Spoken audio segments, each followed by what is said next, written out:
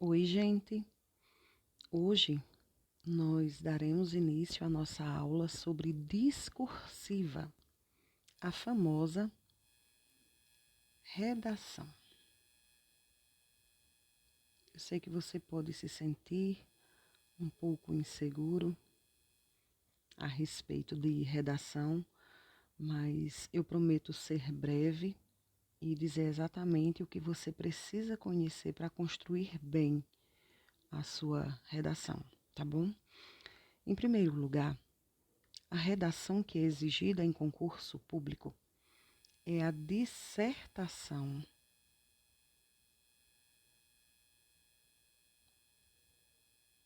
Na modalidade argumentativa.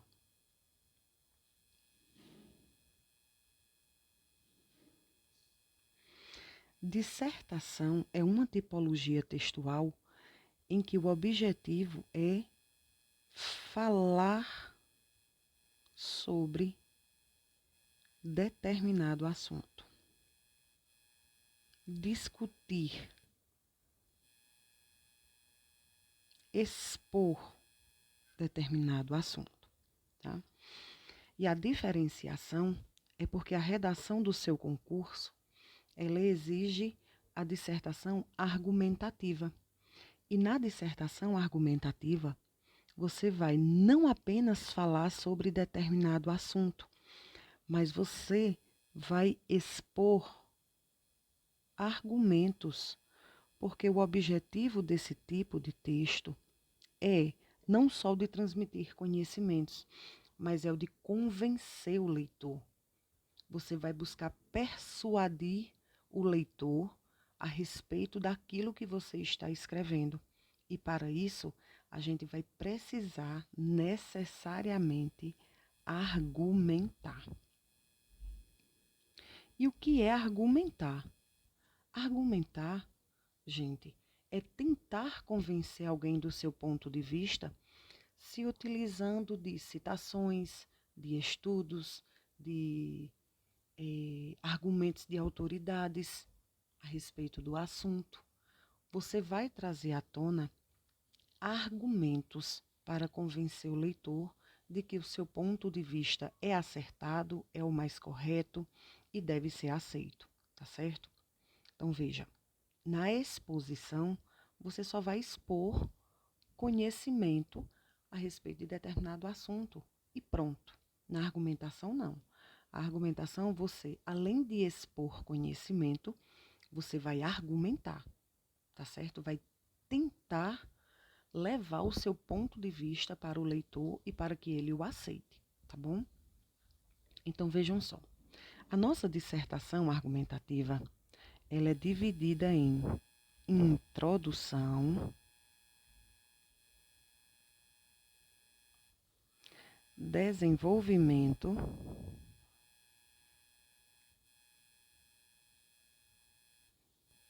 e conclusão.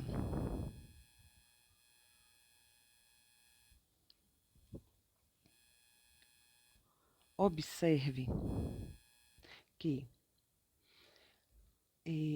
exceto o Instituto, a OCP, que geralmente pede redação de 20 linhas, todas as demais bancas, e nós temos também uma peculiaridade em relação à banca Sebrasp, que ela já dá a tese para você discutir, exceto o Instituto AOCP, que fornece a você 20 linhas para você argumentar, todas as demais bancas, elas fornecem a você 30 linhas para que você possa produzir o seu texto.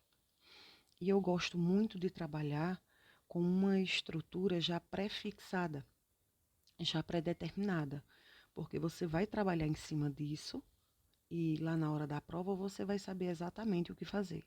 Eu não costumo deixar a estrutura livre, tá? Porque quando o aluno ele se apega a uma estrutura pré-fixada, ele sente mais segurança. Então, eu também aqui trabalho com essa estrutura pré-fixada. E como nós iríamos dividir essas 30 linhas na introdução, desenvolvimento e conclusão. Veja, prestem atenção. O maior número de linhas tem que ser destinado ao desenvolvimento. Por quê? Porque é no desenvolvimento que você vai se valer de sua argumentação. A sua argumentação, ela não vai estar na introdução e não vai estar na conclusão. A sua argumentação, ela vai estar aqui no desenvolvimento. E como a banca pediu para você argumentar, você precisa de um maior número de linhas para você ter essa possibilidade de convencer o corretor da sua prova, tá certo? Então, aqui no desenvolvimento, nós vamos destinar o maior número de linhas. Quando a nossa estrutura é de 30 linhas, como eu costumo dividir? Na introdução, geralmente, a gente vai usar a tese binária. Ou seja, se eu vou utilizar uma tese binária, eu vou precisar de 2 parágrafos de desenvolvimento. D1 e D2. Tá certo? Então, veja o que é que acontece. Aqui, na introdução, eu utilizo 6 linhas. Na minha conclusão, eu também vou utilizar 6 linhas. No caso, a gente já utilizou 12. Restaram 18 linhas. Então, D1 eu vou utilizar 9 linhas e no meu D2 eu vou utilizar 9 linhas. Certo?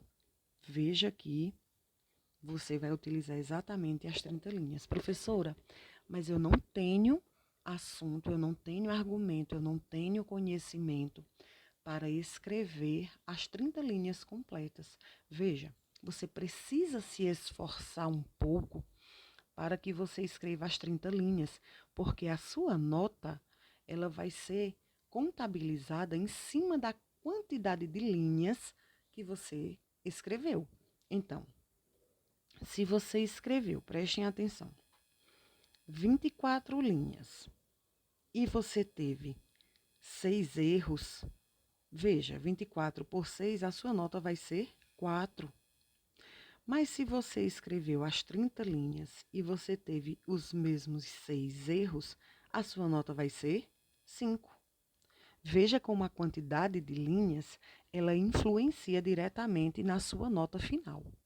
Então, por isso que eu sempre digo ao meu aluno, você vai ter que ler, você vai ter que ter uma argumentação boa, aumente um pouquinho o tamanho da sua letra, de forma que você ocupe as 30 linhas, tá certo? Porque a quantidade de linhas, ela vai influenciar diretamente na sua nota final, tá certo? Visto isso, vamos para a nossa introdução.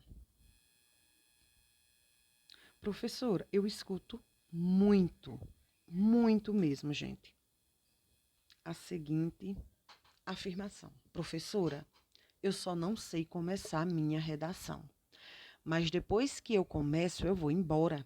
O meu texto, ele flui, mas eu tenho muita dificuldade de começar o meu texto. Você tem dificuldade para começar o seu texto porque você ainda não se agarrou à estrutura necessária da introdução, tá certo? Porque você não sabe apontar, você não sabe escrever a sua tese. E em razão disso, você sente muita dificuldade de iniciar o seu texto. Mas veja, nós vamos agora o que precisa ter necessariamente na sua introdução. Veja, como começar a minha introdução?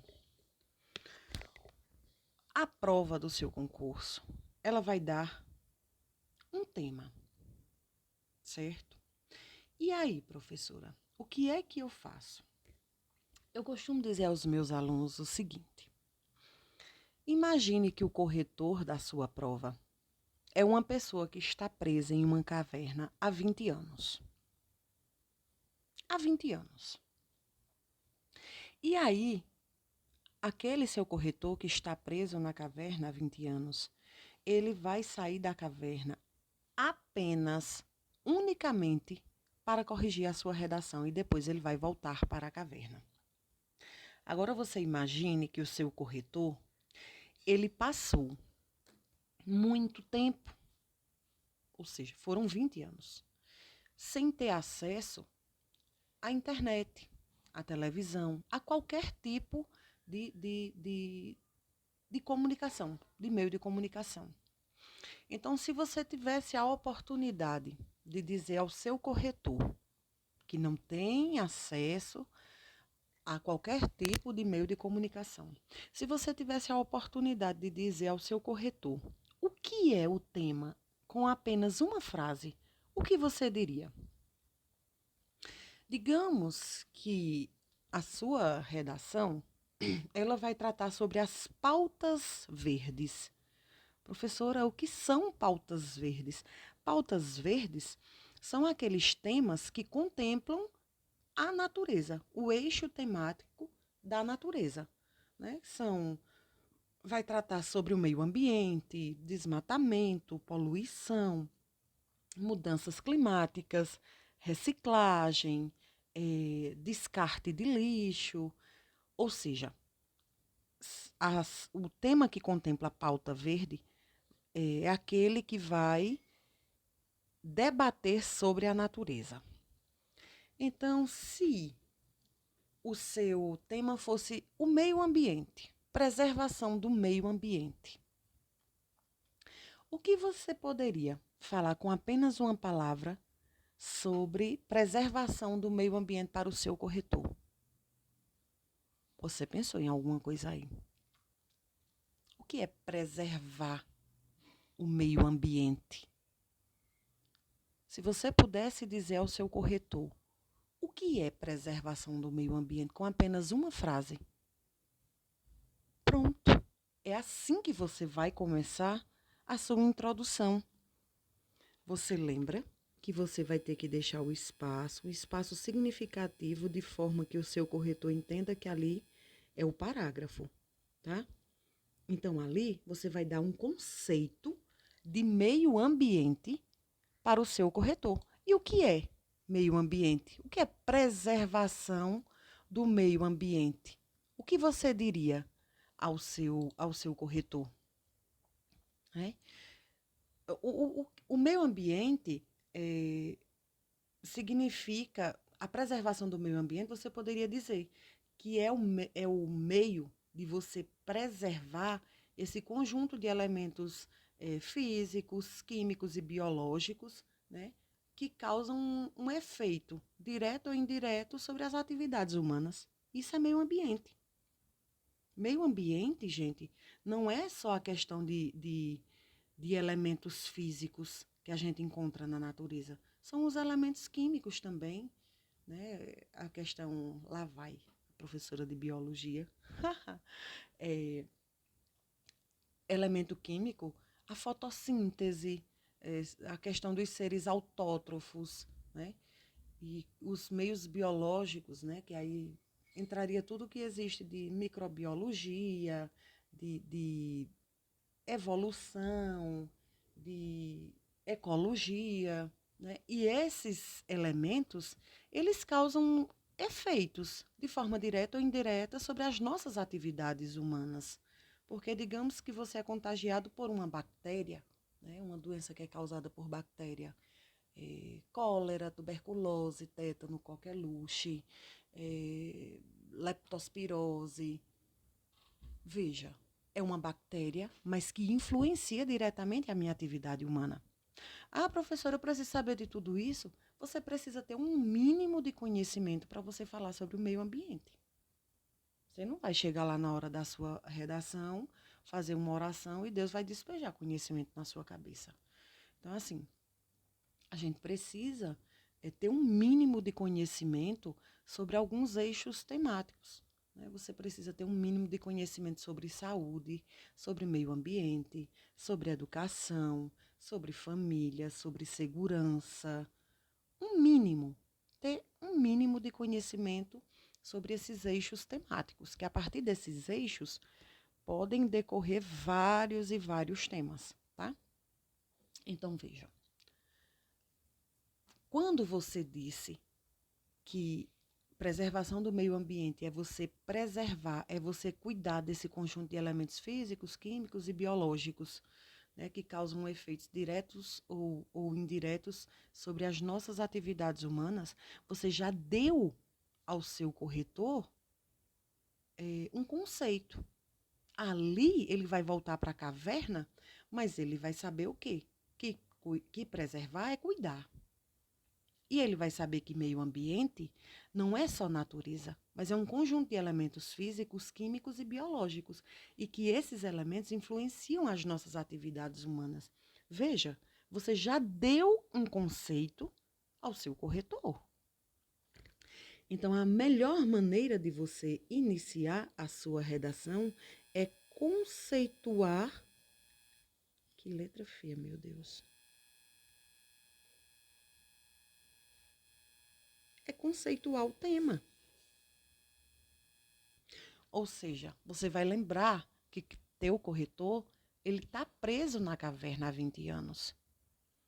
E se você já vai começar a falar, fazer a sua introdução, sem deixá-lo a par do que é o tema. Como é que ele vai ter um conhecimento prévio? Ele estava preso na caverna. Então, você precisa dar um conhecimento prévio a ele do que é o tema. O que é o tema? O tema trata sobre o quê? Depois que você faz isso, você vai para a transição. E aqui, você vai utilizar o seu primeiro conectivo. Depois que você conceitua o tema, você vai colocar o pontinho, você vai utilizar o seu primeiro conectivo. Por quê? Porque você vai iniciar a sua transição. Professora, e o que é transição? A transição é falar do tema na atualidade. E aqui você vai utilizar o seu primeiro conectivo que remeta à atualidade. Então, depois que você conceitua o tema, você vai iniciar com seu primeiro conectivo. Terminou de conceituar o tema, você vai começar o seguinte. Nos dias de hoje, vírgula, ou nos dias atuais, ou odiernamente, que significa modernamente nos dias de hoje, ou nos dias odiernos, ou o mais simples, atualmente. Pronto. Você conceituou o tema, você vem e já vai começar um novo período, só que vai utilizar um conectivo que remeta à atualidade. Tá certo? Aí você vai falar sobre o tema na atualidade. Nos dias de hoje, como é que se dá a preservação do meio ambiente? A preservação do meio ambiente, ela tem acontecido em todas as esferas sociais ou tem se apresentado como um desafio? As pessoas possuem conhecimento suficiente para fazer a preservação do meio ambiente nos dias atuais?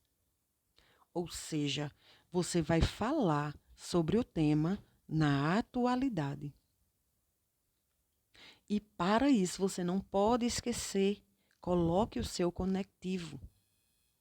Depois que você faz isso, fala sobre o tema na atualidade. Veja, é linha corrida. Você terminou o conceito, né, deixou o espaço do parágrafo. Terminou de dar o conceito, você já inicia a transição. E a transição você viu que é conectivo mais informação do tema na atualidade. Depois disso, a gente vai para a última parte da nossa introdução. Professora, só isso? Só isso. Aqui você não vai colocar teoria sociológica, teoria filosófica, não é Enem, tá bom? No Enem a gente começa com repertório, tá?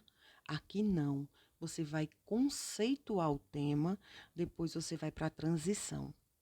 E agora, no final da sua introdução, você vai apresentar a sua tese. Você pode. Ah, então quer dizer que eu não posso utilizar nenhum filósofo, nenhum um filósofo, um professor, um estudo pode sim. Você pode utilizar isso na parte de argumentação e a gente vai já ver. A gente vai já ver a questão do desenvolvimento, tá? Introdução, gente, é isso aqui, tá? E acabou. Você vai conceituar o tema, vai apresentar o tema na atualidade e o final da sua introdução é apresentar a sua tese. E aqui eu quero conversar com vocês. Então, vejam. Na tese, você diz o seguinte: você dá uma importância à temática. Então, considerando a importância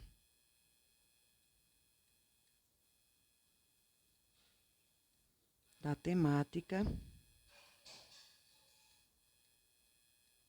é relevante a discussão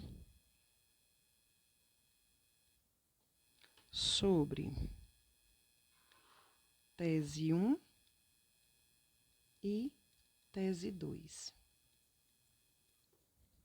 Só isso. Professora, o problema está aqui. O que é que eu faço em relação à tese? O que é tese? Veja, quando você olha o seu tema, na hora que você abre a sua redação, que você olha o seu tema, imediatamente surgem muitas e muitas ideias na sua cabeça. Quando você olha o tema, surgem infinitas ideias, tá? Então, ali, é naquele momento que os nossos doutrinadores de redação, eles chamam de brainstorm, tempestade de ideias. Então, na hora que você olhar o tema, que surgirem já inúmeras ideias na sua cabeça, você vai apontar duas ideias. Ou seja, você tem conhecimento para falar sobre isso e sobre isso, a respeito do tema. Pronto, gente. Pronto. Dali, daquele brainstorm, saiu as tuas duas teses. E é isso que você vai apontar aqui. E aí eu quero salvar a sua pele, tá? Porque eu sou uma professora muito boazinha. E hoje eu quero conversar com vocês sobre uma tese que convém que você discuta, aliás, que é cabível em todo e qualquer tema. Todo e qualquer tema que você possa imaginar, você pode falar sobre essa tese que eu vou discutir com vocês agora, tá? Então, vejam. Eu não sei se vocês já ouviram falar em um filósofo chamado Jean-Jacques Rousseau, tá? E eu quero que você preste agora, eu acho que é assim que escreve o nome dele. Jean-Jacques. Se estiver errado, depois vocês corrijam, tá? A gente corrige aqui depois, mas eu acho que seja assim. Eu não sei se vocês já ouviram falar em Jean-Jacques Rousseau. Jean-Jacques Rousseau, ele foi filósofo, político, escritor, compositor. Ele nasceu no século XVIII, na Suíça. E eu sou, assim, muito fã dele. Ele tem um livro chamado O Contrato Social. Eu não sei se vocês conhecem esse livro. Ele deixa eu me anotar aqui, porque depois, se você tiver curiosidade, você pode pesquisar sobre ele. Do contrato social. perfeito. Eu já li esse livro incontáveis vezes. E eu vou salvar a sua pele, porque daqui, dessa historinha que eu vou contar a você, já vai tirar uma tese garantida para qualquer tema. Jean-Jacques Rousseau, ele foi um dos, acho que você já ouviu falar no iluminismo, né? Ele foi um dos principais pensadores do iluminismo francês, né? Ele influenciou Kant, ele influenciou Adam Smith, que Adam Smith, ele foi o idealizador de algumas teorias da economia, né? Eu vou acabar falando sobre isso. Eu quero que você preste atenção no que eu vou falar sobre Rousseau agora, porque dessa historinha que eu vou contar, já vai sair uma tese garantida para todo e qualquer tema. Gente, antes, a nossa sociedade, ela não era pautada em leis, né? Nós vivíamos, nós nascemos, somos seres eminentemente sociais e nós precisamos, é uma necessidade do ser humano viver em sociedade. Só que nós não tínhamos leis, né? Por quê? Porque antes o que existia era a fase da vingança privada, né? A famosa lei de Talião, olho por olho, dente por dente. E quem mais se sobressaía na sociedade eram os mais fortes.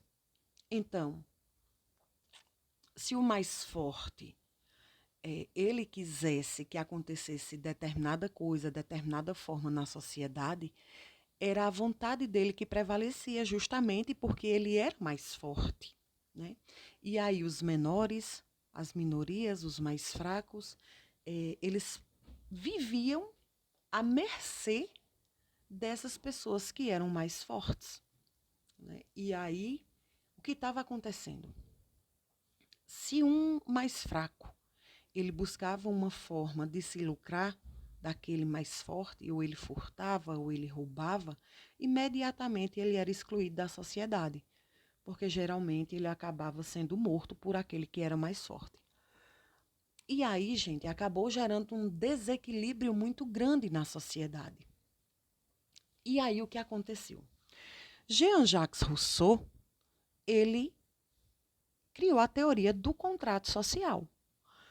O que ele previu na teoria do contrato social?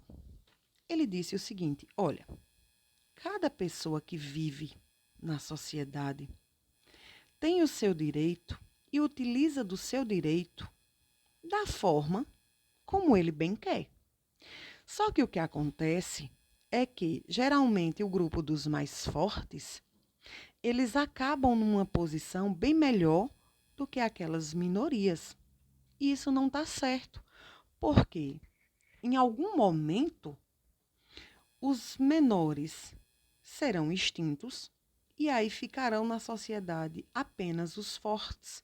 E aí vai acontecer que um forte vai querer se sobrepor a outro forte e em algum momento a sociedade vai deixar de existir. Então, o que eu acho que tem que acontecer para que a sociedade ela possa viver em paz e para que todos tenham direitos iguais, independente da sua força. Cada pessoa, prestem atenção, cada pessoa que vive na sociedade, que tem o seu direito, ela vai ter que abrir mão de uma parcela de seus direitos e entregar a uma pessoa só. E essa pessoa aqui, ela vai ter que oferecer proteção e direito a todo mundo por igual. Então, veja, isso era um contrato que era feito com a sociedade. Cada pessoa abre mão de uma parcela de seus direitos de forma igual e vai entregar para uma pessoa só, que vai ser escolhida por todo mundo de forma igual. E essa pessoa vai agir em nome do Estado. Essa pessoa aqui, ela vai se apossar dessa parcela de direitos aqui, e como ela vai estar com uma parcela muito grande de direito, ela vai ter poder para proteger, dar saúde, meio ambiente equilibrado, fornecer educação, fornecer segurança para todo mundo como um igual. Entendeu? É por isso que você não pode mais sair por aí tentando matar ninguém. Às vezes a vontade seja muito grande, né? Mas é segredo, ninguém precisa saber. Você não pode mais sair matando qualquer pessoa. Ah, fulaninho furtou algo na minha casa, eu vou matá-lo ou vou furtar na casa dele também. Por quê? Porque não impera mais a vingança privada. Nós ofertamos esse poder de punir ao Estado.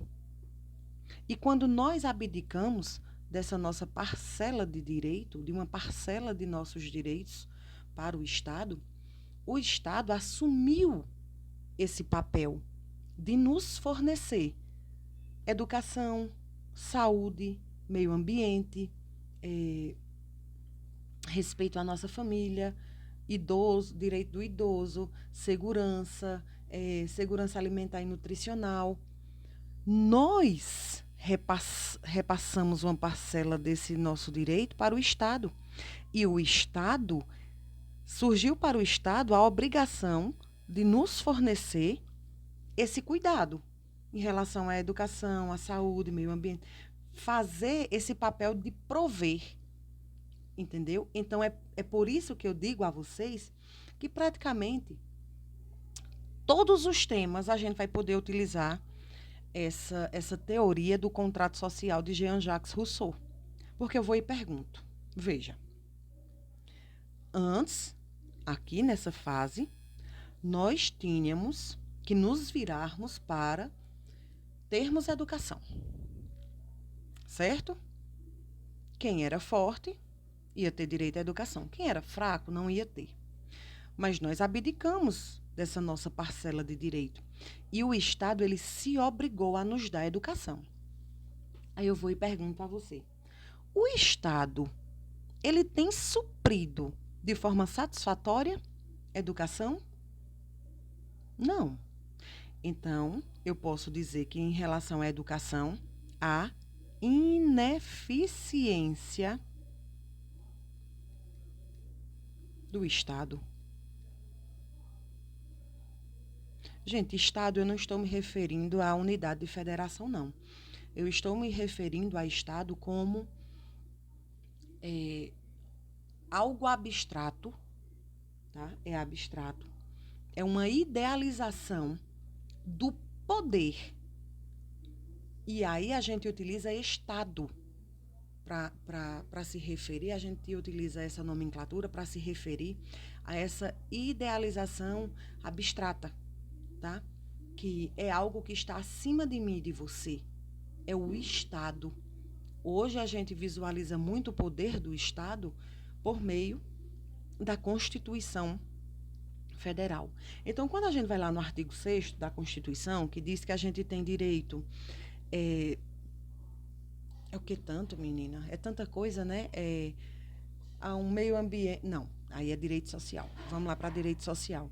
Alimentação, transporte, o que é mais? Alimentação, transporte, lazer, alimentos, o que é mais? Deixe-me ver. Os direitos sociais.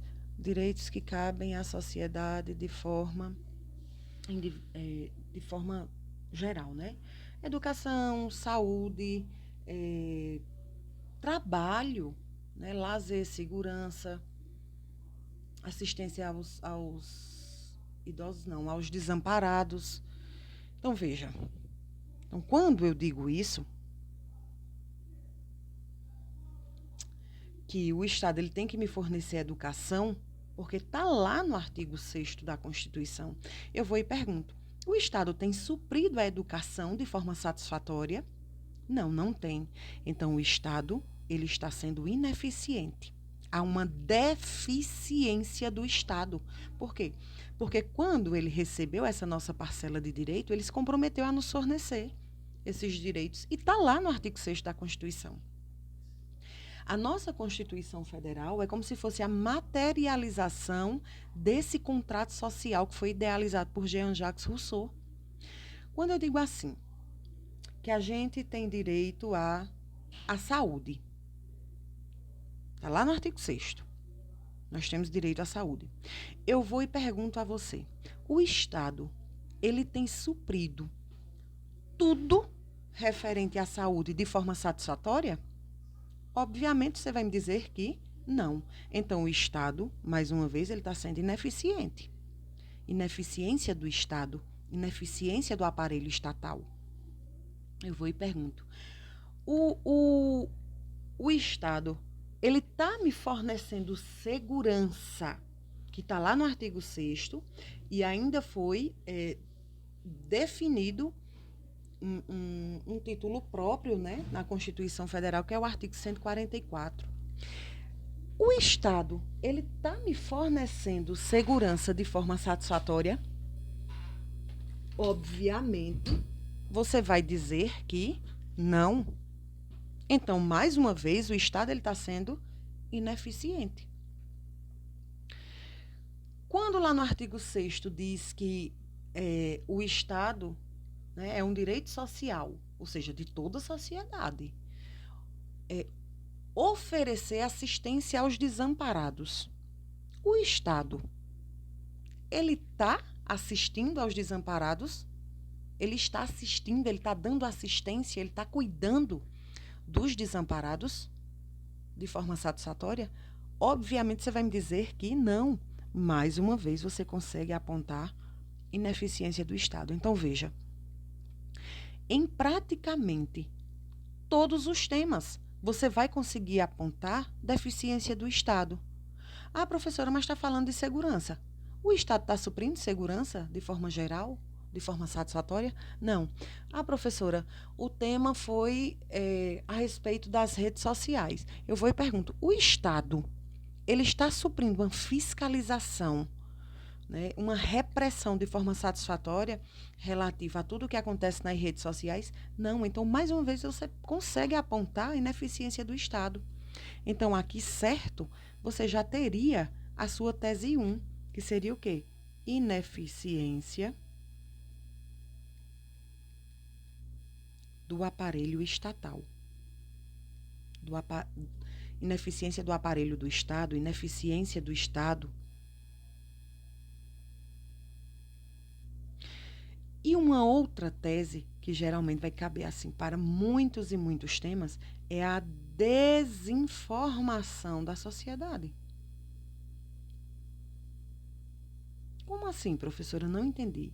A falta de informação da sociedade, que também é baseada na questão do contrato social de Rousseau. Porque, veja, se você aqui, enquanto ser social, você abdicou de uma parcela dos seus direitos em prol do Estado, para o Estado suprir a você, e o Estado não está suprindo, por que é que você não vai em busca de um direito que é seu, que foi reconhecido lá no contrato social, que está previsto na Constituição?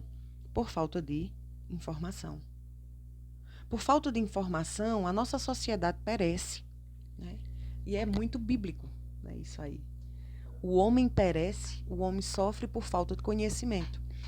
Então, veja. Eu não tenho dinheiro para pagar um advogado. Como é que eu vou colocar o Estado na justiça? Obrigar o Estado a me fornecer algo que é de meu direito, se eu não tenho direito para pagar um advogado? Tá. E quando diz que o próprio Estado vai fornecer a você a defensoria pública para que você... para socorrer os seus direitos. Sabe por que você não busca? Porque você não tem informação, você não tem conhecimento. Ah, professora, como eu vou propor uma ação que fala de alguém que está cometendo crimes ambientais? Tem uma ação chamada ação popular, tá? Essa ação popular, ela também pode ser pleiteada pela Defensoria Pública. Ou seja, você conseguiu comprovar que determinada pessoa ela está praticando um ato lesivo contra o meio ambiente. Você tem prova, né? Você teria que dar entrada na ação, né, que é a famosa ação popular. Mas por que você não faz? Porque você acha que só se tiver um advogado particular. Mas você esquece que a Constituição, ela assegura a você defensoria pública. Então, por falta de informação, você não vai em busca de um direito seu. Que é o quê? Ter um meio ambiente equilibrado, como diz lá no artigo 225 da Constituição Federal. Então, assim, são duas teses que você consegue falar tranquilamente durante os seus desenvolvimentos, tá certo? Então, eu espero que tenha ficado muito claro para você sobre o que você fazer na sua introdução. Você lembra que você precisa ter 6 linhas escritas na sua introdução. Você vai começar com a conceituação do tema. Você vai fazer a transição, que aqui é falar sobre o tema na atualidade.